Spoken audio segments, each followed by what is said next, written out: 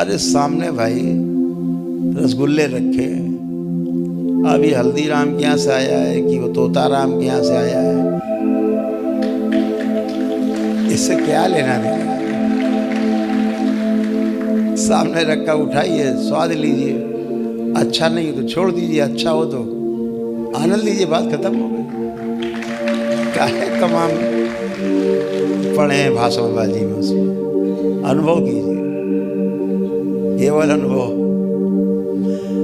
अच्छे बुरा लीजिए, बुरा लग रहा है छोड़ दीजिए, जो आपको बुरा लग रहा हो छोड़ दीजिए, जो आपको बुरा लग रहा हो सकता है दूसरे के लिए अच्छा हो, उसको लेने दीजिए, आप छोड़ दीजिए उसको। और ऐसा नाटक बनाया है, चिताएं ताएं जला के भसम वसम, ऐसा विभत्स रूप बना दिया।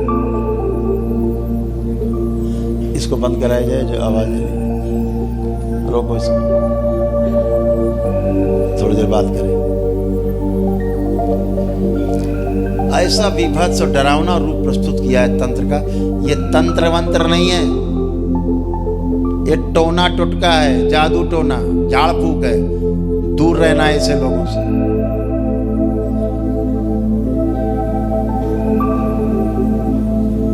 अच्छा करने के लिए नहीं है ये, इन्हें बुरा ही करना है सबका।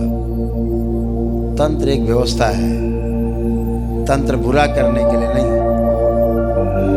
तंत्र सबका अच्छा करने के लिए वो व्यवस्था है, सब कोई अच्छा रहे, वो व्यवस्था करना वो तंत्र में आता है। क्योंकि तंत्र एक विशुद्धतम विज्ञान है।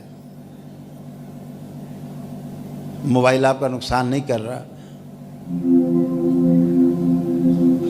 ये छत पड़ी हुई आपका नुकसान नहीं कर रही, वैज्ञानिक तरीके से पड़ी हुई। आपको पता है लोहे का इस्तेमाल, सरिया का इस्तेमाल, सीमेंट का, गिट्टी मोरंग का इस्तेमाल हुआ है। वैज्ञानिक विधि है, इतना रहेगा, इतना पिलर, इतनी दूरी, ये छत नहीं गिरेगी। एकदम आनंद में बैठे, आपके ध्यान में भी नहीं आ रहा है, ऐसा ना हो कि छत गिर जाए, क्योंकि आपको विश्वास है कि छत नहीं गिरेगी। जरूर वैज्ञानिकों ने बनाया है, वैज्ञानिक तरीके से बनी है, आपको विश्वास है। आप घर में पंखा सिर के ऊपर चल रहा होता, कभी एक क्षण में नहीं आता कि गिर न जाए ऊपर, क्योंकि आपको विश्वास है नहीं गिरेगा, वैज्ञानिक तरीके से बना है। ऐसे ही तंत्र है, तंत्र एक विशुद्धतम विज्ञान है। और कैसा विज्ञान है? भगवान शिव माँ पार्वती को अपनी जंघा पे बिठा करके और तंत्र का उपदेश दे रहे हैं। ऐसे प्रेम के क्षण में तंत्र की व्याख्या कर रहे हैं, ऐसे प्रेम के विशुद्धतम क्षण। तंत्र प्रेम में ही जीवित है। जहाँ घृणा है, नफरत है, चिढ़ है, वहाँ तंत्र नहीं, वहाँ अव्यवस्था है, वहाँ टोना टोटका है, जादू टोना है, झाड़ फूक है, उससे दूर रहना। तो तंत्र ऐसे ही जिया जा सकता है, प्रेम के साथ।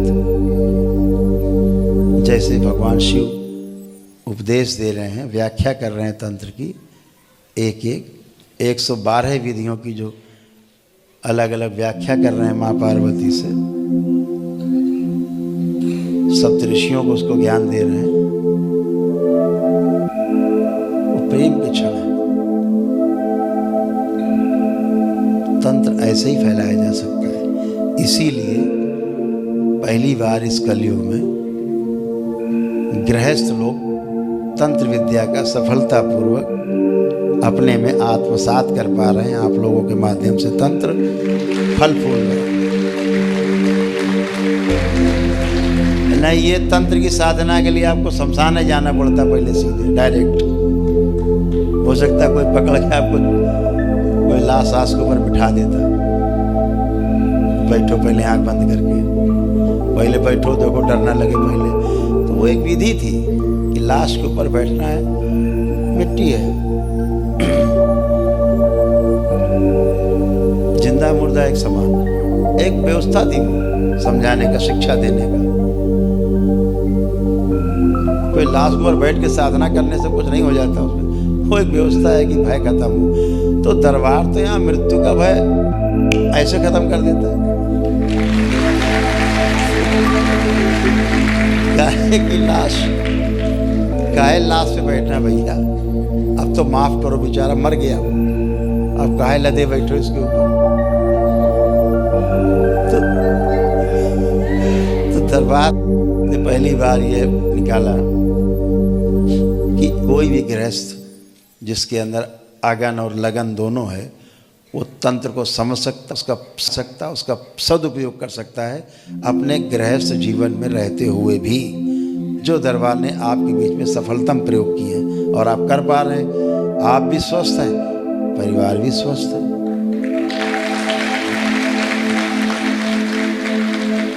स्मृतियों का पूरा विज्ञान है। अभी झाड़ फूक वाले में क्या होता है, क्यों फंसते हैं झाड़ फूक वाले? सामने आदमी आया नाचता हुआ चिल्लाता हुआ, आपने उसको छू भर लिया, समझो उसकी स्मृतियां आप में, आपकी स्मृतियां उसके अंदर प्रवेश। जो पीछे तुम्हारे काका जी बैठे हैं, जो उसके पीछे काका जी बैठे हैं, आपस में गठबंधन, लेना देना चालू, अंदर बाहर चालू, लद गए। अब पता लगे जो ओझा महाराज है वो तो खाली हो गया, थोड़ा बहुत जो आया था चिल्लाता हुआ, और ओझा महाराज के ऊपर लद गए। अब ओझा महाराज कहाँ करें, पड़े पड़े, दर्दनाक मौत होती है। ऐसे ओझा तांत्रिक कहलाने वाले लोग कुत्ते की मौत मरते हैं।